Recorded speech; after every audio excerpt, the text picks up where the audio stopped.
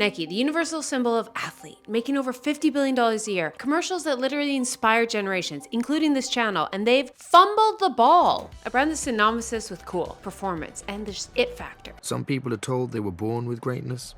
Some people tell themselves. But it's now falling behind brands like Lululemon, On Cloud, and even New Balance. Perfect shoe. Yes, the Costco shoes our dad loves are now cooler than Nike. When I think of New Balance, I think of dads, even though I'm currently wearing New Balances. Dad's over Michael Jordan. How? And you even see it in the stock market, with Nike being the biggest loser in the Dow this year and is down over 30%, which is $60 billion.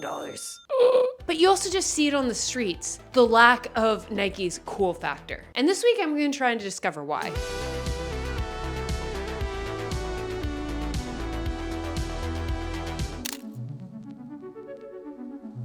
Now let's rewind a little bit back into the 90s, early 2000s of what gave Nike the it factor. I would say it's primarily behind its connection with the biggest athletes. Michael Jordan, Roger Federer, Serena Williams, Tiger Woods. I know me as a young basketball player, if you weren't wearing a pair of Kobe's, you were not it. It was peak it factor. The celebrity behind it.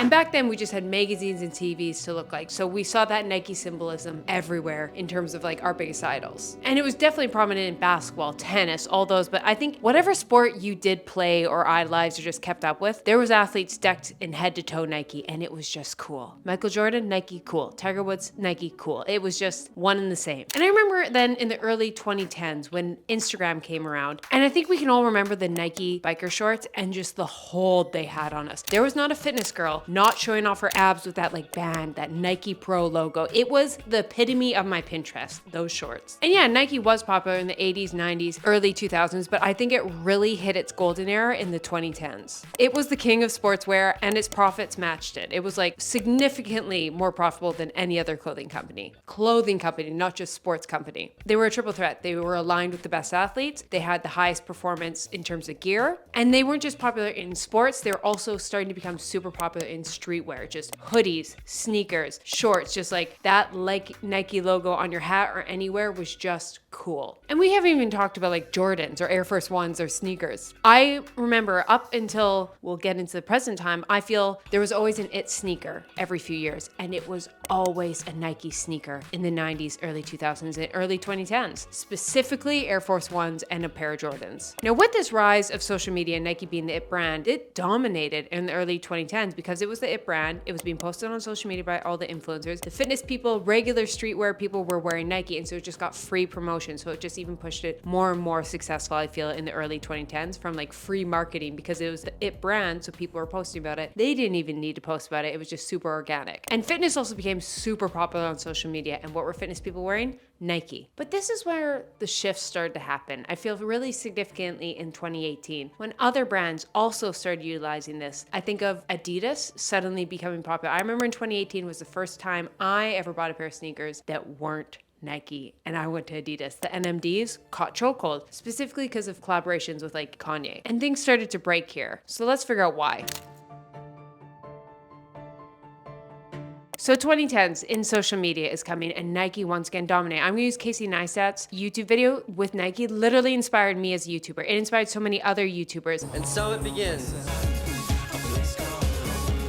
He was into running, he was wearing Nike. Running wasn't in back then, but it was just the cool factor. And if you could work with Nike, that was like the goal, I think, of any influencer, anyone posting online, because they saw Casey Neistat did it. So you would think now, you're like, Keltie, running's in the 2020s. It was leading the charge in 2010. When I thought of running back then, it was a pair of Nike shoes, and it's not. So what's happened here? During that rise, social media became another way for marketers to sell directly to consumers. Marketing was no longer just put your product on an A-lister so it's in a magazine and TV show, and that's how people see it. Before you plaster something on an athlete, it'd be on TSN and everyone would see it the next morning because our main form of media was TV and then magazines also for more like fashion-y things. Suddenly a new person started influencing what people bought, and it almost seemed more relatable because it was another average person, the influencer. In breaking news, fitness influencer and self-proclaimed model Susie J. Todd has disappeared off the face of the earth.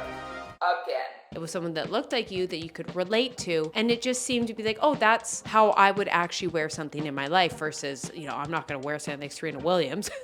I wish. Oh my God, I wish. But different tax bracket and athletic levels here. And during this time, smaller brands relied heavily on it because it was free. It was accessible. They couldn't compete with the marketing budget of brands like Nike. So they just started small. I think of Gymshark as being the perfect example of this. Brands like Gymshark and Alphalete just started small and really grew with social media influencers. They were working directly with building products that either they were influencers themselves, like Christian Guzman, or someone like a Ben Francis who just really saw a need in the market and just made sure, hey, I'm going to give stuff away for free to influencers and hopefully they wear it and then their audience sees it and just it gets that cool factor because they look up to people. I knew myself. I looked up at Nikki Blackketter and Whitney Simmons and saw them wearing Gymshark and I was like, I need to wear Gymshark because they are. And like, I didn't know anything about the quality, but it was something like they seemed so relatable to me. They just seemed a little bit ahead of me. Like I wanted to be them, but it wasn't this crazy. Like I could see Nikki wearing a pair of leggings and I was like, oh, I could wear them to the gym versus seeing, Serena Williams. I'm not going to play in that Wimbledon. So it seemed a lot better marketing, direct and fast. It was just a post. It wasn't this crazy marketing spend that was millions of dollars Nike had to go to fork over to these big athletes or put on daytime commercial. It was just upload on Instagram. And that was early in the mid 2010s. So before we go into the 2020 kind of trends, 2017 versus 2019, I think the athleisure really started. Like that was when I can remember the word even being used and you just saw all over Pinterest, Instagram, just that athleisure look become so popular, which Nike definitely was a part of, but I feel other brands leaned into it more. I think Adidas is the one that really nailed it and they made sure to get those collaborations. Yeezy with Kanye and they had ones with Rihanna, they've had ones with Beyonce. They just really made sure to leverage that it factor in terms of streetwear and athleisure. And so as that came, it almost ate into a lot of the market that Nike could have easily had. And yeah, I was influenced. As a die-hard Nike loyalist since I was young, I bought those NMDs, even though I'm not a Adidas wearer because their shoes are way too wide for me. Now, recently, I've also noticed something about fashion. It's really come into play in athleisure. It's retro, the 80s, 90s. And that is how brands like New Balance and Asics, I think, really came because with the 90s coming back and we started revisiting those fashion trends. And so that's the New Balance 530s are kicking butt. Asics, all these brands is because people really wanted that nostalgia feel. So it also was a way that leveraged trends that older companies kind of got rebirthed again. And this is one of the things that I actually think Nike really failed on and started one of their many forms of identity crisis, nostalgia. Because it's actually something Nike leans into a lot, nostalgia. A lot of like the Air Force Ones have been around forever, but because they've been around forever and they never got rid of them, the nostalgia's not there. It's just like something that's always there. So even though Nike is both relying on nostalgia, but not letting things go, so it's not nostalgic, it's just like the same thing we've always seen. There's no reinvention versus something like the New Balance 530s. Literally, we're out of fashion and then we brought it back, and so it does feel very nostalgic when we're starting to look at fashion in the 90s and the Y2Ks versus Nike's kind of in this limbo. They're neither reinventing nor going nostalgic.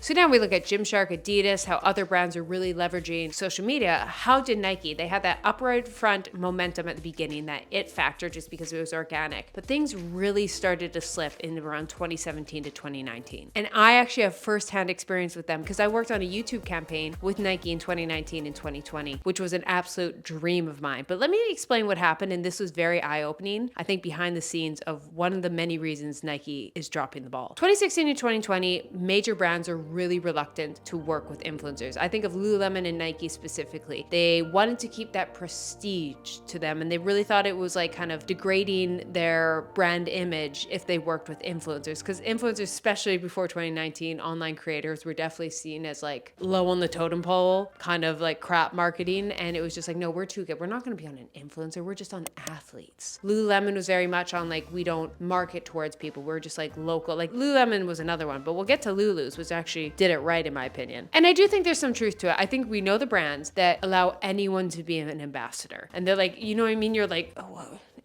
white hexagon sportswear ambassador in the logo, and you're like, wait, they have like 1,000 ambassadors but only like 30 people follow them. You know what I mean? They're just like, oh, do you want to be an ambassador? Here is a discount code that you do it. And it does devalue because it starts to give MLM, it starts to give scam. So I do think there has to be some level of prestige to having like an ambassador, an athlete, something, but it doesn't have to be like you have to be the best athlete. I just think it really comes down to someone that's like a true fit of the brand. I feel that's when it's best. It's like, you don't have to have 1 million followers. You might only have 5, 10,000, but if you like summarize the brand in the best way possible that you really can connect with the audience. That's where ambassadorship, athlete, all that really comes into play. And here's my direct experience of working with Nike as a social media creator. I did 2 videos with them and actually photo shoot, and it was the biggest like life goal of mine. I have a photo shoot tomorrow with Nike. This has literally been a dream since I could walk. To work with Nike was something that was so high on my bucket list. I was inspired by Nike commercials to make a YouTube channel and Casey Neistat. That was big inspiration for me. My mom was actually a Nike athlete. Growing up, she wasn't paid. She was just like a smaller athlete,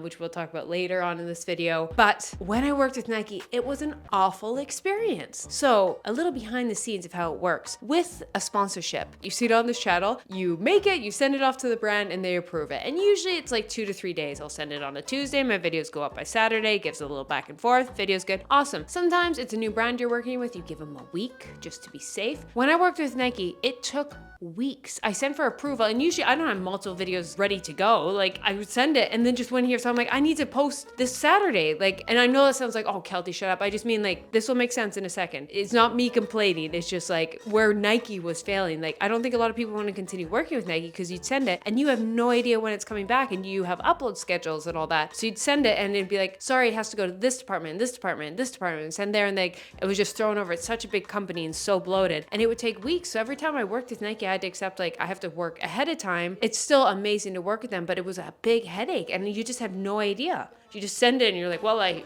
hope they approve it. And then they would be like, oh, you have to change this. And you're like, okay, change this. Weeks later go by and it would take months sometimes to get response. Versus we'll compare someone like a Gymshark, which is super social media savvy. Usually a lot of these brands will have people you work with directly. Shout out Ellie and Marissa, who I worked with, who I love both, and they were absolutely phenomenal. They would get back to me in an hour. Now they still have a lot of other things, so that wasn't always the case, but I mean, like, I would have a direct contact at Gymshark that we directly work with. You'd send things, they'd be able to approve. Some things have to go higher up or specific departments, but like for the most part, you had to like, oh, Keltie changed this. Like, okay, good. Like they had someone set up so it was instant. So who's an influencer or a YouTuber want to work with? The company that you send something and you don't know when you're ever going to post it, or the brand that gets back to you within the hour.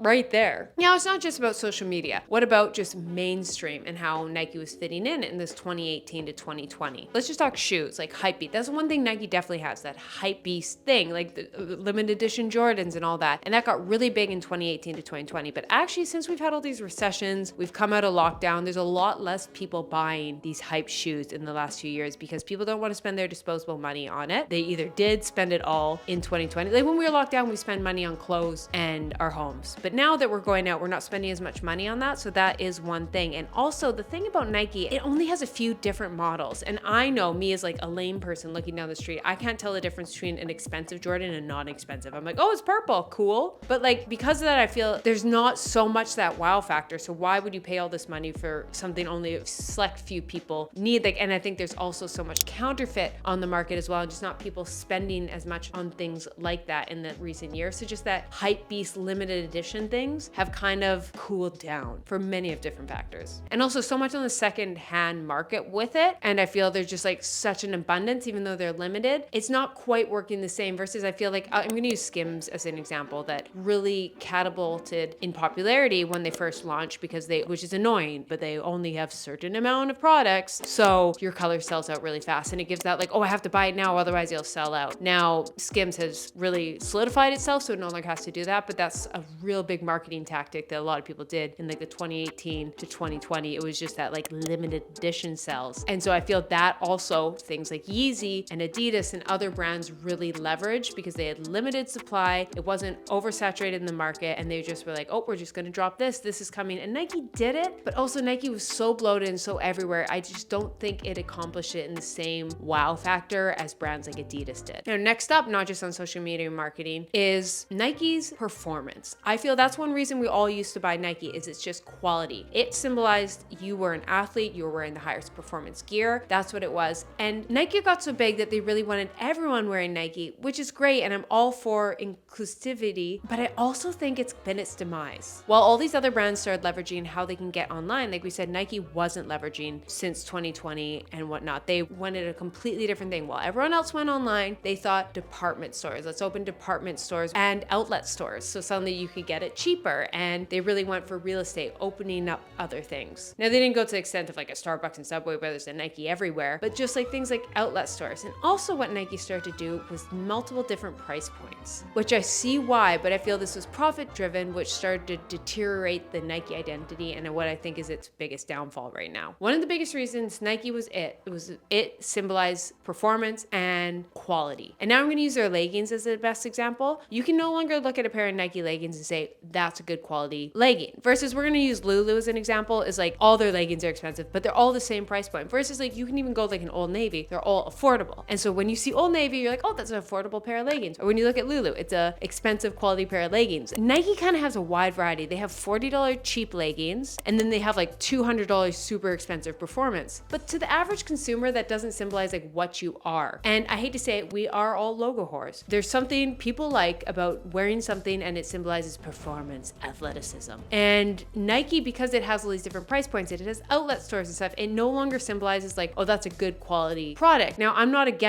saying everything has to be expensive, everything has to be Lulu, but I think for the average consumer now, we're no longer looking at Nike as performance. We don't know. It's just a check mark, if that makes sense, versus it used to symbolize something. So as other brands like Adidas were like, you have to buy this before it sells out, Nike was really about spreading out and trying to just get everyone to purchase it at any price possible and see how that starts to devalue as Adidas starts to be limited edition.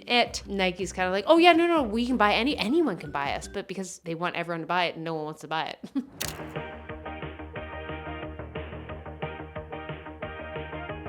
Keltie, running has come so into 2020 to 2024. So what is running? Running is Nike. Nike is running. But whoever gets up tomorrow, I can't wait to meet him.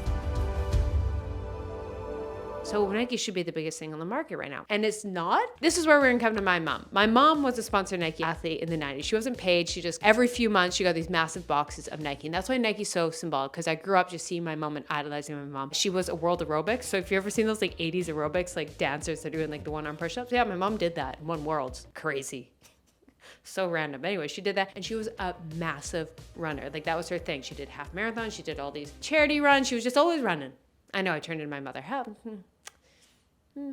And she talked about how in the 90s specifically, she used to be with Saucony, actually I think in like the 80s. And then in the 90s, she went to Nike and Nike became running. It used to be Asics and Saucony and all these other brands in the 80s. And Nike just came and took this hold on the market and everyone was wearing Nikes. Running gear, running shoes. It started putting its stuff on people. It started really revolutionizing performance. And of course, if you want to go into more Nike, I'm not going to go before the 90s because I wasn't alive. And so I just didn't want to spend the time. Go read Phil Knight's book, Shoe Dog. Is it Shoe Dog? Yeah, it was a movie. Or watched a movie with Ben Affleck. So in the 90s, which also led into 2000s, Nike did a really good job of being the highest performance in terms of running and running gear. It had Eurotex, it had the dry fit, which was revolutionary. It was like, that was so big, having dry fit. I remember that just means sweat wicking, which was not a thing we take for granted. Like not having something sweat wicking is crazy. But yeah, Nike really revolutionized that. And that's why they were so ahead of the times and in the running. So in the early 2010s, Nike still had that hold on the running community. But in 2020, when Gen Z and millennials really started getting into running, the tide shifted. Apps like Strava started taking over because that was a way for us to stay social in 2020 when we couldn't be with people. And you think Nike would be dominating then on social media feeds, but it actually didn't. As running became so popular, so many people started posting online that they were doing it. And because people were just running, everyone was seeing it. And people started recommending the shoes that work best for them. It was no longer just the top athletes wearing Nike running. It was suddenly just your local celebrity girl that's like the fit girl of your city with 10,000 followers that you look up to. She was suddenly who you wanted to, because you're like, no, she runs the same distance as me. She runs the same trails. I'm going to look at her. I'm not going to look at some professional athlete. And it was what she was wearing. And they might have gone to a running shoe store and got fit for the shoe that was for them. And that could have been a Hoka or an On Cloud or a Brooks. And suddenly those shoes got the same amount of views and eyes on them as just someone who was like a Nike sponsored athlete. And this is where that performance gap really shows. Nike still has the it running shoes, one of them. The carbon plate, they are unbelievable. The others are okay, but there's a lot of other brands dominating that mid price point. So yes, the athletes are going to be in the top, but as average runners online are going to buy the best quality $100 to $200 running shoe we're going to get. We're not buying the $500. And so more people are seeing people wearing Brooks and On Clouds and Hokas, these $100 to $200 quality shoes because they specialized in that instead of specializing in performance and affordability. These shoes are more so, they're thinking we want want the most performance in an everyday running shoe. That is where their focus is, instead of being for athletes and just let's put our logo on our average shoe. And I think a lot of big brands are going through this, is they've been known for so well and they're like, oh yeah, we're just a premium. Like they're kind of stuck in their ways and it's hard for them to adapt when they're so big. Like I'll use the electrolyte industry. There's two products that have always been dominating and no one is like, they're so dominant that no one even comes in revolutionized. We think electrolyte, we go to 7, we grab the bottle, go. And because of it, as science has progressed, they still have the same formulas from the 90s or early 2000s. And now, for example, we know how much more sodium you need and like the more scientific based ratios of electrolytes. And that's why brands like Element have been invented and that just really see that need in the market of brands that have gotten so big that they're not reinventing because they almost forget they have to. And then their lead space in the market. And why I love Element is its science-based ratio of 1,000 milligrams sodium, 200 milligrams potassium, and 60 milligrams of magnesium. I drink it every day. It has helped with brain fog. I used to get muscle cramps in the middle of the day because it was actually electrolyte deficiency. It completely went away. And when you're sweating, working out, even the average person, you still sweat. You need to not just replenish hydration in terms of water. Hydration also includes electrolytes. That's why if you've ever tasted your sweat, it's salty. You're also sweating out electrolytes. And it's one of the best ways to just improve hydration, performance,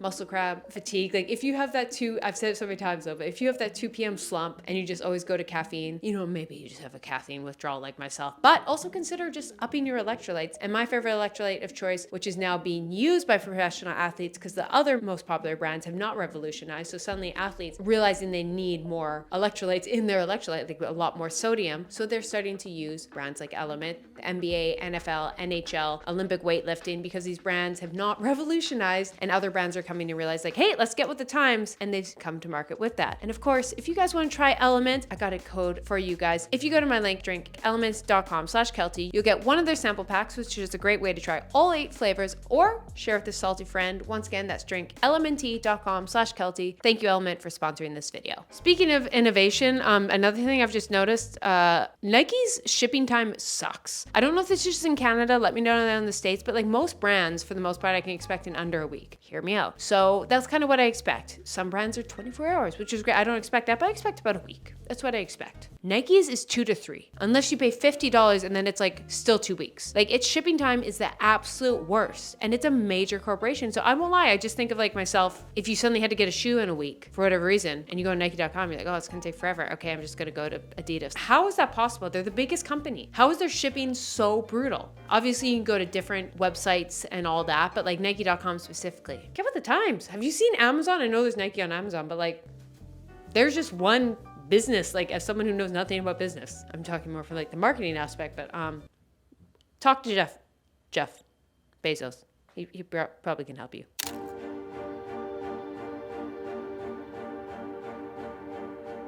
Now, I decided to actually ask about Nike from someone who's not in this fitness world. JJ is in my office. We share an office together. He is not in the fitness world. He's in like politics and all that. And so I was like, JJ, I want to hear your opinion of like how Nike's changed in the last 10 years, because I really see it from being in the thick of it. But for us, it's just like an outsider. And one thing he mentioned, which I do find is interesting and involves with the millennial Gen Z kind of churn of views of Nike, is his thought of Nike going woke. Now, let me explain. He has a very conservative father, and he was saying that his father was just like, whoa, Nike has gone woke. But just that classic. We've heard old men do that all the time. And because of that, he like boycotted Nike, which I'm not against. I love that Nike has gone diverse and shown different body types and different ethnicities and people with different limitations and everything. But I do think the problem with brands like Nike is like, it does give virtue signaling. It does give, oh, everyone's mad at us, so we got to do it. And I think people who aren't really in it just see Nike was athletes and now Nike's everyone. And so they go, oh, Nike's gone woke. And I think Gen Z and millennials specifically are really passionate about putting their money towards brands that really do support diversity in everything and very inclusive. But because Nike's like wasn't always that, it feels very like, oh, they're just doing that to get our money, versus smaller brands that started out with like from day one having a big size range and day one having a really diverse marketing and athletes and all that. And so I feel they're more likely to go to those brands that they were always that. So I do think some of that, there's a bit of discord there. Now, I'm not saying that's it, but it was just interesting just hearing that from JJ. I'm like, oh, that is interesting. Like, I wonder if that has influenced some people's views of Nike and it's no longer this like performance, and then if they view it as going woke. But I will push back a little because I do think that's someone who's like really not into it, because my rationale, actually Nike is one of the first companies to really get into that. So I'll actually say, I was like, it's a little bit always been Nike's ethos. I think that's someone who isn't really paying attention, because my rationale, Nike was like the first company to show women being athletes. So if they want to call you crazy,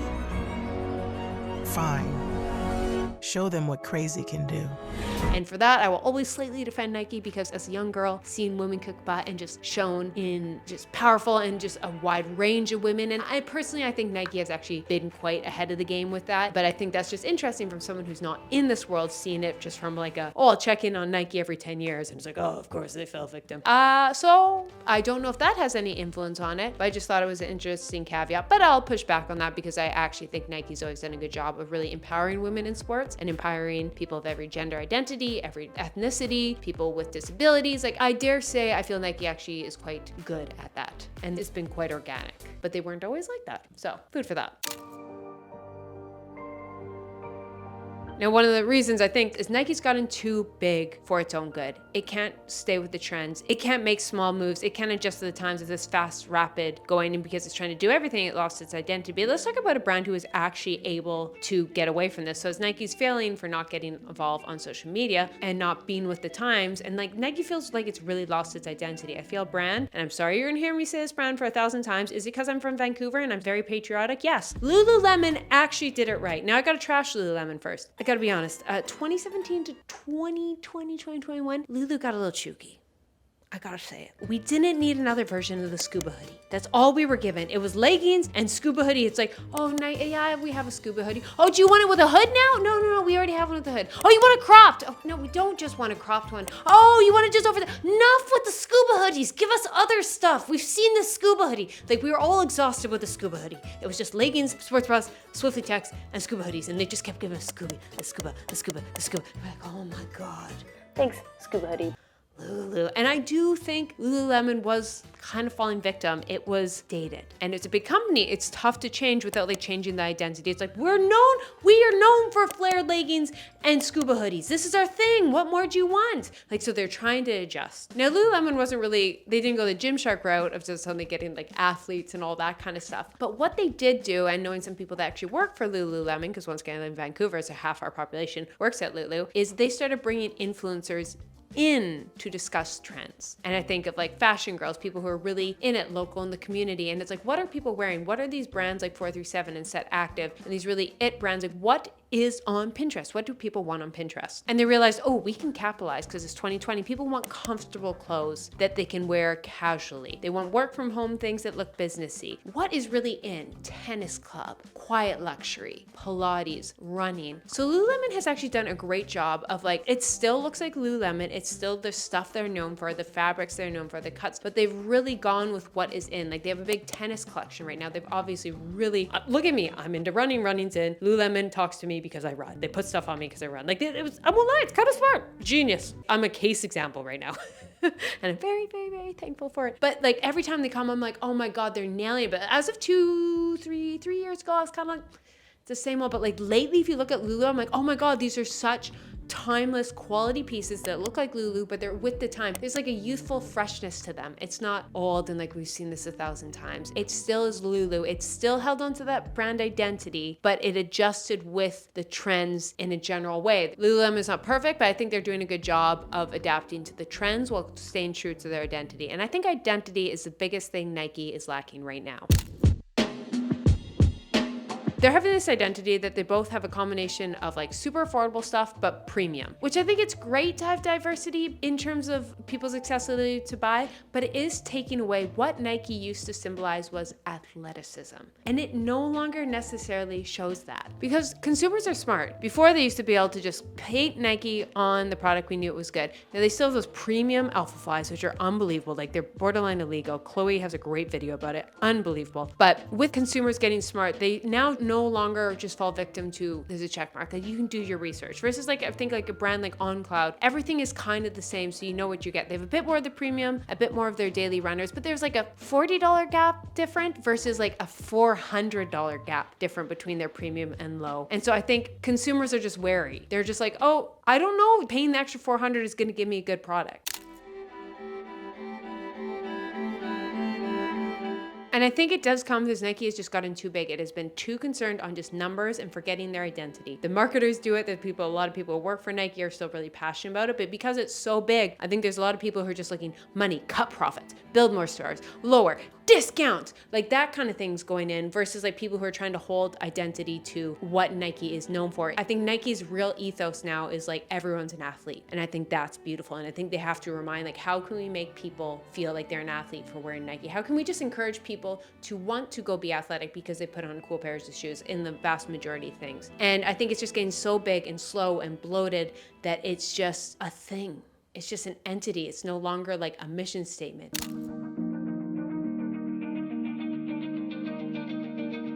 So what I think, as someone who has absolutely no right to tell a brand what to do, but what I think Nike should do, just for shits and giggles, I'm gonna say it. One, I think Nike needs to reconnect with the consumer. If I ran Nike in any way, I would start doing a Nike run series. I would have like 5 major cities and throw these awesome events. I think right now, a lot of people are leaning into sober living. A lot of people who are running were former partiers. That's true. They still love that uns, but they're running to get their uns. So lean into that. If I was Nike, I would throw these running events. Like think of it like Coachella, 5 major cities, have Diplo DJing during and after. Have it like a whole party, like a sober party for run clubs, and get like a qualifying race and have it connected to Strava. And like there is races like this, but I mean like really do it big so it feels like the Coachella of running. And I feel they could get really people on board with that. Just imagine that. Everyone coming together to run this big race. Like there's the New York City Marathon, Boston Marathon, and all those, but with Coachella. I know it sounds crazy, but like Nike needs to do things like that because that would bring back its cool factor. Something else, Nike, what they really catapulted was like having an it shoe like with an athlete. Think of the Kobe's with basketball. And they still do that, but I don't think that sells us quite the same way. It's no longer just like the best athlete is going to necessarily have the best sales anymore. It's kind of been done. Like it's cool, but I think they need to go above and beyond. So if I were them, what I would do is I would notice 90s are in, rugby polos are in. Ilona I'm sorry, I pronounced her name wrong. I just love her TikTok. She's absolutely the sweetest. The US rugby women's TikTok star. She's got like 4 million. She was like the fake Love Island contestant at the Olympics. Love her to death. And she's got a massive fame. Make a limited edition rugby polo with her. Like things like that. Think outside the box of like who has it, it's still athlete, it's still cool factor. Like 90s are in, that rugby polo preppy look is in. Like that I was like, that's what Nike needs to do. Also like think outside the box in terms of like advertisement. Like I think of like getting together all the biggest runners online, like Nick Bare, like I Show Speed or whatever his name is, like people like that who just have a lot of eyes, and throw a race and post that on their YouTube or Instagrams. Like get a bunch of people who are not just, and throw in one major Sha'Carri Richards or something like that, like throw them in. Like do something like that for a commercial. Like get a streamer, a YouTuber, an Olympian, and have them race and see what happens. In terms of the actual product, I think Nike has to really reinvent. If they want to go nostalgic, stop just always having the stuff. Like stop having, honestly, get rid of the Nike Air Force One for 10 years. Bring them back. Think the long game. Do things like that. Like get rid of stuff to bring it back, or bring back things that were old and reinvent it and really capitalize on performance for either everything. Like narrow things down. Just like there has to be something with the just having, be known for performance, and maybe branch off. Maybe have a Nike something. Like just make sure there's a bit more of a way to really show that this is your performance line and this is your average line. Like maybe that's what Nike has to do, like Nike Plus or Nike Performance. Like have a completely separate line and make it really distinct for the consumer that like you're buying a premium product or you're not. Don't make it so wishy-washy that like someone really has to do their research to figure out if they're buying a good product. Oh, and they have a collaboration with Apple. Like how is there not something bigger with that? Like Apple Watch, like do some kind of Strava thing, like their own app. Like no, they have the Nike running app, but like make it more social, more well-known. There's just something there. Like we all have Apple Watches, and Nike said like do something with that. Do something. I don't know what, but